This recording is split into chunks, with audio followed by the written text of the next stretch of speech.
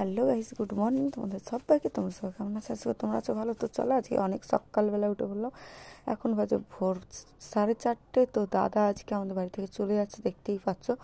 দাদা পুটলা পুটলি গুছিয়ে নিয়েছে, এখন দাদা বেরিয়ে পড়বে। আর এদিকে মায়ের তো মন খারাপ, দাদা চলে যাচ্ছে, আসলো এতদিন পর। এখন দাদা আমাদের মুর্শে হতে চলে যাচ্ছে। তো এর আগেও দাদা এসেছিলো। দাদা এত ভোরবেলায় বেরোচ্ছে কারণ বাসে করে যাবে, ধর্মতলা থেকে বাস ছাড়বে, তো সেই কারণে দাদা সকাল সকাল বেরিয়ে পড়ছে। তো এদিকে আর বাবা শুয়ে আছে, এদিকে ওরা দুই বোনে শুয়ে আছে, আর এদিকে আমি আর মা বাইরে বেরোলাম দাদার সাথে। দেখতেই পাচ্ছে এদিকে দাদা সাথে কথা বলছিলাম। দাদা এখানে রিক্সায় উঠবে, আমাদের বাড়ির পাশে রিক্সা আছে, তো রিক্সাকে আগের থেকে বলে রেখেছিল। তো ভোরবেলায় উনিও চলে এসেছে, দেখতেই পাচ্ছে। এই যে আমার দাদা রিক্সা করে সোজা বাড়ি চলে যাবে, বাড়ি যাবে বলছি, রিক্সা করে সোজা গড়িয়েই যাবে, দেখতেই পাচ্ছ। তো দাদা এদিকে চলে যাবে। আর বাইরে প্রচুর ঠান্ডা, আমি সোয়েটার নিয়ে বেরোইনি, খুবই ঠান্ডা লাগছিল আমার। তো দেখতেই পাচ্ছে দাদা চলে গেলে আমি ঘরে ঢুকে যাবো, আমি আর মা। তো ঘরে ঢুকে পড়ে তো দেখতেই পাচ্ছ। তো চলো আমি এখন ঘরে গিয়ে ঘুমিয়ে পড়বো। আর দাদা ছিল, আজকে থেকে ঘরটাও ফাঁকা ফাঁকা লাগবে আমাদের। দাদা চলে যাচ্ছে, এই যে দাদা চলে গেল রিক্সা করে। আর দেখতেই পাচ্ছ তোমরা যে কতটা ভোরবেলায় দাদা চলে যাচ্ছে, এখন 5টা বাজে। তো এখন নামাজ পড়বো, আমি এখন ঘুমিয়ে পড়বো গিয়ে। তো চলো ঘুমিয়ে পড়ি। তো এই যে আমি ঘুমিয়ে পড়বো। তো এই যে ঘুম থেকে উঠেই আমি স্নান বান করে নিয়েছি। আর এদিকে মা দেখি টিফিন উফিন সব রেডি করে নিয়েছে। আমি এসে ঘুম থেকে উঠে আগে স্নান টান করে এখন আমি খেয়ে নেবো। তো মা কী করেছে আগে তোমাদের দেখি। তো আর মা কোথায় দেখি, ওই দেখো মা বারান্দায় কাজ করছে। তো চলো আমি এখন ঘরে কোনো কাজ নেই আজকে, এদিকে সুন্দরী এদিকে। তো কী কী খাবো দেখি তোমাদেরকে। মা এদিকে ভাত বাচ্ছে, তো মাংস তরকারি ভাত টাত সবই আছে, মা কিছু রান্না করেনি, সব গরম করে দিয়েছে। তো মাই ভাত বেড়ে দিল, আজকে আমাকে আর বাড়তে হলো না। তো ভাত খেয়ে নিলাম। তো চলো এবারে বেরোনো যাক। আর এদিকে সুন্দরী আমাকে বলছে যে দিদি আমাকে নিয়ে যাবে। আমি বললাম ঠিক আছে চ। ও আমার ফোনটা ধরেছিল, দিকে কখন ভিডিও করে নিয়েছে আমি বুঝতে পারিনি। তো ওকে আমি হাফ রাস্তায় ছেড়ে দেবো, ওই দিক থেকে যাচ্ছি। তো ওকে ছেড়ে দেওয়ার পরে তো আমি এদিকে টানা কাজে চলে আসলাম, রাস্তায় পুরোটা ভিডিও করিনি। তো কাজে এসে তোমাদের দেখাচ্ছি, এটা হলো আমাদের কাজের নতুন মাসি এসেছে আমাদের দোকানে। তো যে কাকিটা কাজ করতো, ওই কাকিটার শরীরটা খুব খারাপ, কাকিটা কাজ করবে না বলেছে। তো এনাকে আমরা নতুন করে খুঁজেছি। তো যাই হোক, আমাদের অনেকটা সুবিধা হলো, কারণ পুরো চাপটা আমার ওপর আসছিলো। তাই জন্য স্যার আর আমি অনেকক্ষণ ধরে খুঁজছিলাম যে কখন পাবো কখন পাবো। তো অনেক খোঁজাখুঁজির পরে আমরা কাকিটাকে খুঁজে পেয়েছি। তো এই যে আমি এদিকে বসে আছি, আর ওইদিকে স্যারও বসে আছে। আর আজকে আমার ভালো লাগছে না। আর কালকে আমি স্যারকে দুধ পিঠে খাইয়েছি বলে স্যারও আজকে আমাকে দুধ পিঠে খাওয়ালো। তো চলো আমি এখন বসে বসে দুধ পিঠে খাই, কী করবো আর। দুধ পিঠা খুবই সুন্দর করেছিল আন্টি, আর কি মারাত্মক করেছে ভাই, আমার তো খুবই ভালো লেগেছে। আমি এই যে দুটো দুধ পিঠে দিয়েছিল স্যার, আর এত মিষ্টি, খুবই ভালো হয়েছে দুধ পিঠেটা। তো আমি খুব মজা করে খেলাম দুধ পিঠে দুটো। তো দেখতেই পাচ্ছ এই যে স্যার ওদিকে বসে আছে, স্যার আমাকে খালি বারবার বলছে রোজি দুধ পিঠাটা খেয়ে নাও, দুধ পিঠাটা খেয়ে নাও। স্যার পেট ভর্তি আছে, তাও স্যার বলছে না খেয়ে নাও তুমি। তো আমি খেটে ওঠার পর স্যার এদিকে টুল দেখতে আসলো, কারণ আমি যেটাতে বসি সেটা ভেঙে গেছে। তো স্যার এদিকে টুল দেখতে আসলো, এই টুল নিয়ে আজকে শনিবার স্যার বললো যে এনে দিতে। তো সেই কারণে দেখতেই পাচ্ছে এদিকে আমরা এদিকে আমি বসে পড়েছি ঘরে, দোকানে। তো এসে কয়েকটা শাড়ির পার্সেল ছিল, তো তোমাদেরকে আমি দেখাবো। একটা বড় পার্সেল আছে, সেই পার্সেলগুলো আমরা কমপ্লিট করব।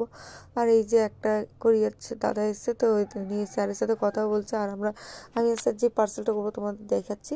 এই যে এই পার্সেলটা আমি আর স্যার কমপ্লিট করছি, দেখতেই পাচ্ছ চারিদিকে বস্তা ফস্তা ছড়ানো। আর এই পার্সেলগুলো আমরা সব কমপ্লিট করে নিয়েছি। তো বড় পার্সেল আমি আর স্যার কমপ্লিট করতে গিয়ে আমার আর স্যার পুরো 12টা বেজে গেছে। আর এদিকে আমি বসেছিলাম, তো এদিকে বসে থাকতে থাকতে কুরিয়ার কাকুও চলে এসছে পার্সেল নিতে। মানে এখন পার্সেল নিয়ে এখন সোজা চলে যাবে ওনার জায়গায়। আর এই যে আমি আমার জায়গায় বসে আছি। তো কী বলবো, ঠান্ডা লাগছে। আমি আর আজকে টিফিন খেলাম না, কারণ রুটি ডিম ভাজা দিয়েছিল মা। আর এদিকে দেখো এই হাবেলদার সোয়েটারটা পরে এসেছি, কেমন লাগছে আমাকে আজকে। তো বড় সোয়েটারটা আমার একদম পরতেই ভালো লাগে না, আমার ছোটোটাই বেশি যেন ভালো লাগে। আর বড়টা পড়লে আমার প্রচুর প্রবলেমও হয়। আর কেমন লাগে দেখো না, কিরকম হাবেলদার লাগে, যত বড় না শরীর তার 1.5 গুণ বড় সোয়েটার। তো আমার ভাল লাগে না এত, যেটা সত্যি কথা। তো বসে থাকতে থাকতে আমি এখন যাচ্ছি কি কিনতে, চপ কিনতে। তো তো চলো যাওয়া যাক। স্যার বলল চপ খাবে, আমি বললাম হ্যাঁ। তো এদিকে স্যার চপ আর সিঙ্গাড়া পয়সা দিয়েছে। স্যার বলে তুমি যেটা ভালো লাগবে তুমি দুটো নেবে আর আমার জন্য একটা নেবে। তো আমি একা দুটো খাবো, স্যার একটা খাবে, তো স্যারের জন্য দুটো আমার জন্য দুটো নিয়ে নিলাম। আমি নিলাম কি যেন, ও একটা আমার জন্য একটা সিঙ্গাড়া আর একটা বেগুনি নিয়েছি, আর স্যারের জন্য একটা সিঙ্গাড়া আর ভেজিটেবল চপ নিয়েছি। তো দেখতে পাচ্ছ নিয়েছি, নেওয়ার পরে এখন হেঁটে হেঁটে আমি দোকানে যাচ্ছি। তো আজকে মা যে টিফিন দিয়েছে সেই টিফিনগুলো আমি খাইনি, ওরকম ব্যাগেই পড়ে আছে, তো খেতেও ভালো লাগছিল না। স্যারটি আমাকে পিঠে দিয়ে পুরো পেট ভর্তি করে দিয়েছে। তো এদিকে দেখতে পাচ্ছ আমি বসে আছি, আর এদিকে আমি বসে পড়লাম, আর এদিকে গরম গরম কফি করেছে। আমি চা খাই না, তো সেই কারণে স্যার কফি এনেছে। তো দেখতে পাচ্ছ কফির সাথে মানে তেলে ভাজা মানে আমি আলাদাই ব্যাপার, সবাই চায়ের সাথে খাই, আমি কফির সাথে খাচ্ছি। তো আমার খুবই ভালো লাগছিল। আর তোমাদের দেখাচ্ছি তেলে ভাজাটা। আর ওই কাকুটার দোকানের তেলে ভাজা তো কোনো কথাই হবে না, খুবই ভালো। তো কি বলবো তোমাদেরকে, এখন আমি বেগুনি খাচ্ছি, আর আমার তো খুবই ভালো লেগেছে। এদিকে স্যারের সাথে কথা বলছিলাম আর এদিকে খাচ্ছিলাম, স্যারও কথা বলছিল, স্যারও খাচ্ছিল। তো ফোনটা এক জায়গায় সেট করেছিলাম, তো আমি খাচ্ছিলাম সেট করে, আর বেশ ভালোই লাগছিলো। বেগুনিটাও খুব সুন্দর করে, আর সিঙ্গাড়াটা আমাদের দেখাচ্ছি। আমি আগে বেগুনিটা খেয়ে নিই, তারপর সিঙ্গাড়া খাবো। আর এইগুলো খেতেই খেতেই আমার একদম পেট পুরো হয়ে গেছে আই ঢাই। তো তোমাদেরকে কি বলবো, আর আমার তো খুবই ভালো লাগে তেলে ভাজা জিনিস, ভালো লাগে বলে খাই বলে আমার পেটটা আরও ব্যথা করে। আর এই যে দেখতে পাচ্ছি এখন আমি সিঙ্গাড়া খাচ্ছি, ওই দেখাচ্ছি সিঙ্গাড়াটা, এই যে সিঙ্গাড়া আমার হাতে। আর তেলে ভাজা জিনিসের সাথে গরম গরম মানে তেলে ভাজা, আর তারপরে গরম গরম চা, মানে আলাদাই ব্যাপার। আমি চা খাইনি, এদিকে আমি খাচ্ছি কফি। তো আমার চা খেতে অত ভালো লাগে না, কফিটা একটু ভালো লাগে। তো দেখতে পাচ্ছ খাওয়ার পরে আমার গায়ে প্রচুর গরম ধরে গেছে, তো আমি সোয়েটার খুলে বসে পড়েছি। তো বসে থাকতে থাকতে আরেকটা পার্সেল ছিল, সেটাকেও কমপ্লিট করে নিলাম। তারপর আমি আবার বাইরে বেরোলাম। কী কারণে যেন বাইরে বেরোলাম তোমাদেরকে তাও বলে দিচ্ছি। আমি এখানে জেরক্স করতে এসেছিলাম, তো স্যার একটা আধার কার্ডের জেরক্স দিল। আমি বললাম আমার ফোনে পাঠিয়ে দিন আধার কার্ডটা, তো স্যার আমাকে পাঠিয়ে দিয়েছে হোয়াটসঅ্যাপে। দেখে আমি আবার হোয়াটসঅ্যাপ করে তথ্যমিত্র কেন্দ্রতে এসেছি, দেখতেই পাচ্ছি এটাই হলো তথ্যমিত্র কেন্দ্র। তো এনার নাম্বারটা নিয়ে আগে আমি সেভ করলাম, তারপর আবার আধার কার্ডটা পাঠালাম হোয়াটসঅ্যাপে। তারপর পাঠানোর পরে উনি আবার বের করে দিল, বের করে দেওয়ার পরে দেখতেই পাচ্ছ আমি আবার দোকানে রিটার্ন চলে এসেছি। তো এই যে একটা কাস্টমার দেখতেই পাচ্ছ, ইনি আমাদের সবসময়ের কাস্টমার। তো ইনি এসে স্যারের সাথে গল্প করছিলো অনেকক্ষণ ধরে, গল্প করতে করতে প্রায় এখানেই অনেক 8টা বাজিয়ে দিয়েছে। তো দেখতেই পাচ্ছ। তো চলো এখন আমরা বাড়ি যাবো, এখানেই 8টা বাজে, বাড়ি যেতে যেতে 8টা 15 কুড়ি হবে আবার, আর ঠান্ডাটাও লাগছে ভালো। তো চলো এবার বাড়ি যাবো। বাপরে বাপ, হাঁপিয়ে গেছি, বাড়ি গিয়ে যেন শান্তি হবে। তো চলো বাড়িতে গিয়ে কী করে দেখি।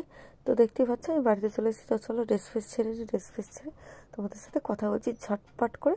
আর এই দেখো দেখতে পাচ্ছ ড্রেস ফ্রেস ছেড়ে নিয়েছি, আর মা আমার তো পেট পুরো ভর্তি। মাকে বললাম মা খাবো না, তাও মা জোর জবরদস্তি ভাত দিল।